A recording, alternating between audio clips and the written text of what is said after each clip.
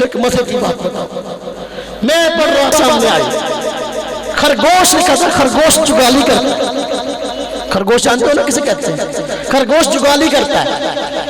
میں نے کہا آج سائنس اس بات کی شریعت نفی کرتی ہے کہ خرگوش جگالی نہیں کرتا۔ کتنی عام سی بات ہے، اس میں نے کہا خرگوش جگالی کرتا ہے، کتنی واضح بات، کتنی واضح غلطی ہے، اور تم اس کو پھیلاتے ہو کہ الہامی کتاب ہے، الہامی کتاب، خود لکھتے ہو اور الہامی کتاب ہے۔ پھر دیکھو اسی کتاب میں لکھا ہے کہ یہ چونٹی ہے نملہ، جسے قرآن نے کہا النمل، قرآن نے کہا چونٹی کا مطلب، کہا کہ ان چونٹیوں کا نہ کوئی سردار ہوتا ہے، نہ حاکم ہوتا ہے، نہ ناظر ہوتا ہے۔ حالانکہ قرآن کہتا ہے نا نا، بلکہ ان کا ایک ڈسپلن ہے، یہ بھی ایک نظام رکھتی ہے۔ کاش آج تو ماشاءاللہ اللہ معاف فرمائے ہم اس کے قائل بھی نہیں، اس کی اجازت نہیں دیتے کہ کیبل پر جو ہے کچھ دیکھیں، لیکن کیبل پر مستقل طور پر جو ہے آپ کو جانوروں کی تحقیقات پر مستقل چینل بن گئے ہیں۔ آج کہنے والے یہ بات کہتے ہیں، سائنسدان کہتے ہیں چونٹی بڑی مہذب ایک اللہ کی مخلوق ہے، ان میں سردار بھی ہوتا ہے، اس میں حاکم بھی ہوتا ہے، ڈسپلن بھی ہوتا ہے۔ بائبل کہتا ہے ڈسپلن کوئی نہیں ہے۔ قرآن نے اس ڈسپلن کا ذکر کیا، حضرت سلیمان کا لشکر آ رہا تھا اور چونٹی کو پتہ چلا کون کی سردار تھی، اس نے کہا نہیں ادخلوا مساکنکم، اے چونٹیوں اپنی اپنی بلوں کے اندر گھس جاؤ، حضرت سلیمان کا لشکر آ رہا ہے۔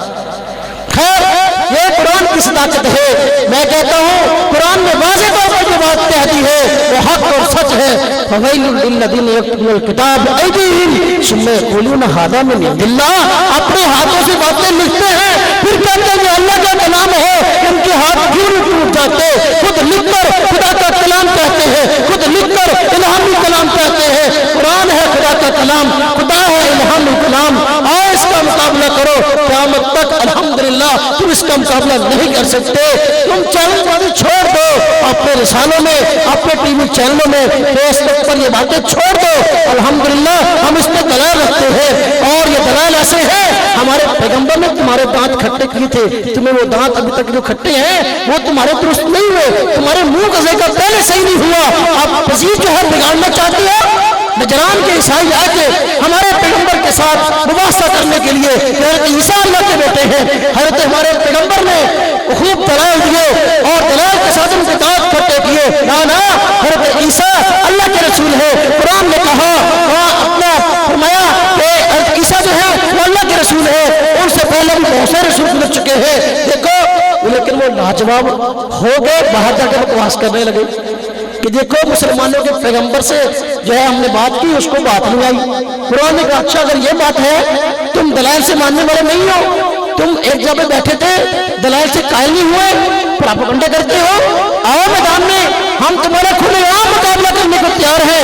وَدْعُوا أَبْنَاءَنَا وَأَبْنَاءَكُمْ وَنِسَاءَنَا وَنِسَاءَكُمْ، آؤ تم اپنے بھی بچوں کو لے کے آؤ، ہم اپنے بھی بچوں کو لے کے آتے ہیں اور اللہ کے سامنے فریاد کرتے ہیں۔ وہ جھوٹا ہے اس پہ اللہ کی لعنت ہو، وہ اللہ کو جھوٹا ہے وہ ہلاک ہو۔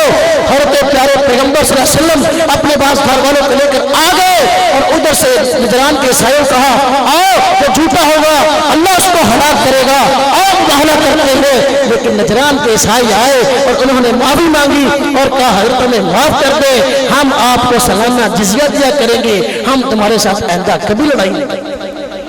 تو تمہیں آج 1400 سال بعد کی بات سنیے کہ ہمارے پیغمبر نعوذ باللہ جھوٹے، ہمارا قرآن جھوٹا، ہم نے پہلے بھی مقابلہ کیا ہے اپنے پیغمبر کی سنت کو زندہ کرتے ہوئے، آئندہ بھی مقابلہ کریں گے۔ ہمارے پیغمبر کی تعلیمات کھری اور صاف ہو، آج کی جدید دور کا مذہب اسلام ہو، اسلام کے علاوہ آج کوئی بھی مذہب ایسا نہیں ہے جس کے ساتھ سائنس چل سکتی ہو، جس کے ساتھ عقل چل سکتی ہو۔ اسلام سائنس کے بھی موافق ہے، اسلام عقل کے بھی موافق ہے۔ اللہ رب العزت ہم سب کو اسلام کی قدر کرنے کی توفیق عطا فرمائے، اپنے پیارے پیغمبر صلی اللہ علیہ وسلم کی تعلیمات پر عمل کی توفیق عطا فرمائے۔ وآخر دعوانا الحمدللہ۔